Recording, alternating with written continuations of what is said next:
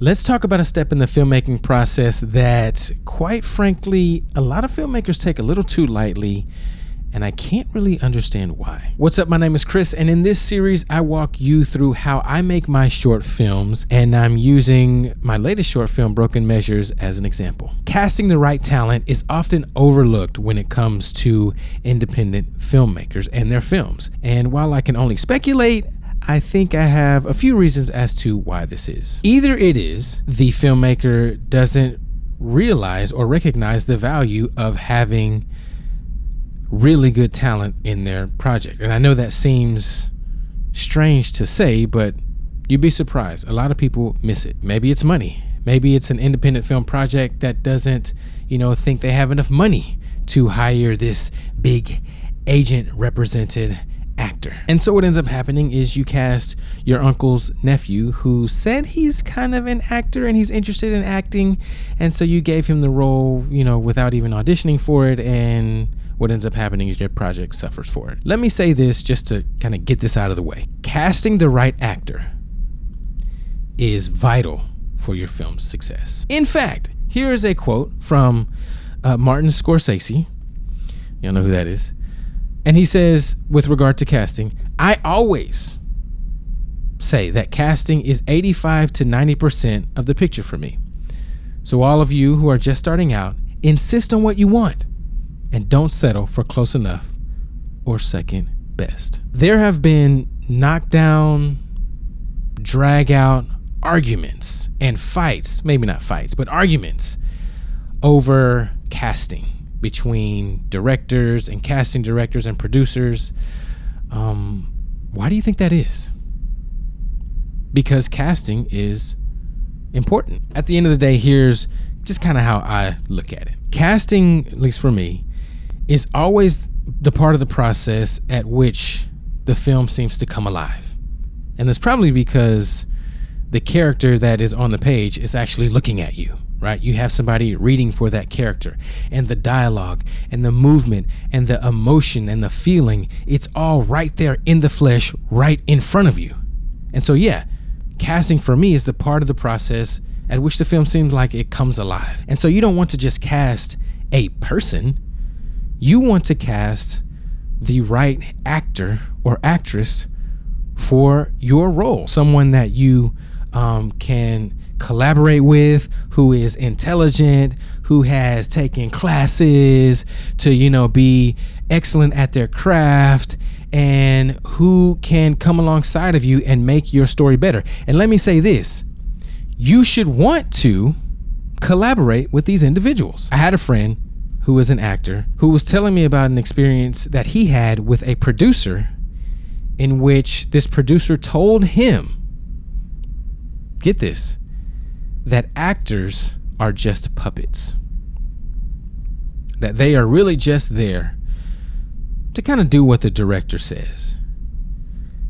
He actually said that. That actually came out of his mouth. This is wrong. Horribly wrong. Actors are not puppets. They are human beings who are intelligent and who, like I said, can come alongside you and contribute to making your story better. It's just what an idiotic statement. Just a arrogant statement. Anyway, let me get off my soapbox. Okay, so you can cast the right actor, all right, and you can have some fun and be respectful while doing it. When I am ready to start casting my actors, there are really two things that I do and two places that I go.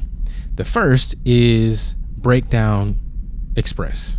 There's this company called Breakdown Services, and I think they're based out of LA. I'm not sure, but they have been like a mainstay in all things casting for years and years and years and years, and they're really good at what they do. They basically connect, actors with casting directors and producers and projects, no matter how big or small. I mean, I've seen like projects with big name directors on Breakdown Express, all the way to projects from independent film directors, you know, in their first films. And they have kind of like, you know, two sides. One side is Breakdown Express, which is the side where agents and managers will submit the talent that they are representing. And these are usually like the, you know, bigger, maybe more lucrative projects that pay good money, or at least pay the industry minimum standard. And then there's the other side, which is Actors Access, which is where actors can submit themselves for roles. And these are maybe like your smaller projects, you know, projects where you're not getting paid a lot of money, still a good project, but they're going to do it for, you know, meals or credit or copy, things like that. And so that's what I'll do. I will go on Breakdown Express and fill out the submission form for my project. And it's really easy and free, I might add. My submission will look something like, you know, Broken Measures, short film. It'll have the director, the producer, the casting director, if it's someone different than you, the dates that you're shooting, the audition dates, how to view headshots and resumes and demo reels. You can even schedule auditions from there, and you can even schedule online virtual auditions through a service they have called EcoCast. It's perfect. Once my project gets through the submission phase, then I go online and start looking at who's submitted for the roles. And just to let you guys know like how powerful this service is, for this project, Broken Measures, the lead in the project, the character's name is Will. I had 140 guys submit to that role. Specific guys, like, you know, the character was African American, between the ages of 30 and 40. You know, I gave a certain type of look that he's charismatic.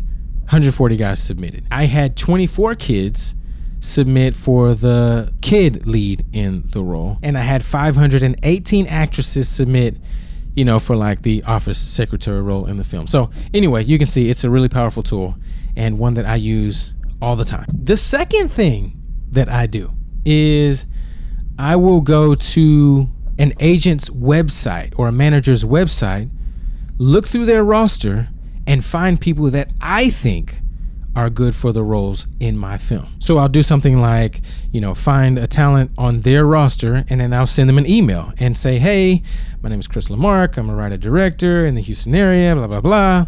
And I have this film called Broken Measures, and Rick Jackson Johnson looks perfect for one of the roles. The role is on Breakdown Services, which they know about. If you're interested, go on there and submit your talent. And I've had pretty good success this way as well. A lot of people will submit that way. What I will do from here is I will go through all of the headshots and resumes and demo reels. And demo reels are really big for me because headshots alone can be kind of deceiving a little bit. So I'll ask for the demo reel, and sometimes they'll already just submit the demo reel. And even if they don't have a demo reel, I will ask them to slate for me. And if you don't know what a slate is, just ask me in the comment section below and I'll explain all about it. But I will ask for either a demo reel or a slate just to see what they look like on camera and to hear their voice on camera. From here, I'll set up the auditions. One of my favorite parts. So today we're having auditions for Broken Measures. You know, we've seen some really fantastic actors. I got the whole setup going down, you know what I'm saying? I had the light on, you know, because you gotta light everybody, you know, and you sit here, and then it's like, you know, I'm a thespian actor auditioning for my role. I got the camera over there, the mic, you know, the script. Man, it's going down. Just really excited. Really excited. Really excited. Come on, stay tuned. After I have carefully thought and prayed and consulted with my team about who is best suited to portray the role, I will reach out to the agents. Agents are just people who work for the actor. They are there to help the actor land jobs and not get, you know, manipulated. But yeah, help the actor land jobs. They want you to email them and contact them about booking a role. Because guess what? If the actor gets paid, the agent gets paid. When you email the talent rep's agent and tell them that you would like to offer them the role, the agent will then ask you for a deal memo, which is basically an agreement or a contract between you, the production company, and the actor. They'll be like, "Oh, so excited. Thank you for offering us the role. Can you send us the deal memo?" And in the agreement, it will list the things that you, the production company, will do and the things that the actor will do. This is my deal memo. And I don't know why it's so raggedy looking. Sorry. I have used the same contract for over 10 years, and which is maybe this is the one from 10 years ago, but I haven't had any issues. And that's with big agencies, small agencies. I've used the same type of contract, modified it just a little bit, but it's never been an issue. It's worked every time. If I had to rank all of the bullet points in this contract, if you will, and importance, I would narrow it down to my top two. The first is that you want your contract to clearly state that you are going to use this individual's name and image and likeness in relation to this film, that you have permission and the rights of every kind to record them, to film them, to videotape them, like I said, in relation to this film, and distribute those videotapes and recordings in any way and every way possible. That's kind of the first thing you want to make sure is clearly stated in your deal memo, and I paraphrased a lot of that. The other thing that you want to make sure is clearly stated is how much you're going to pay them. Now, this part is actually pretty easy, and here's why. Remember the breakdown services explanation that I gave you guys? Well, along with the project name, the director, the producer, the casting director, when you're going to shoot it, where you're going to shoot it, also in there is how much you are offering to pay anybody who were to land the role. And so when they submit, they see that.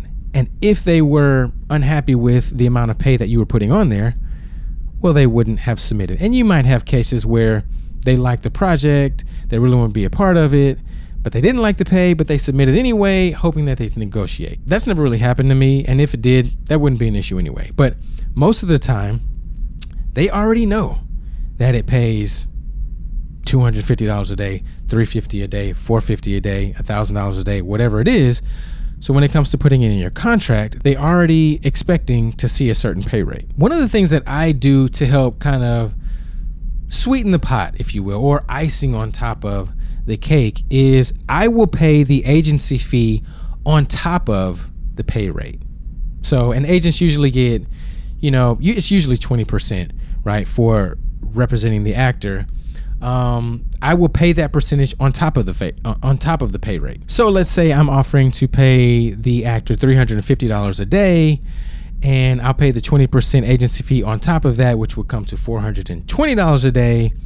And it just helps to ensure that the actor gets the actual pay rate that was posted. They appreciate it, the managers appreciate it, and can really help lead to a yes, which is what we want. So those are like the two really big things. Other than that, my contracts have some other stuff like, how much I'm going to pay if we go into overtime. What is overtime? The fact that I'm going to have snacks and refreshments on set, and that I'll pay a full meal if we go past 6 hours on set.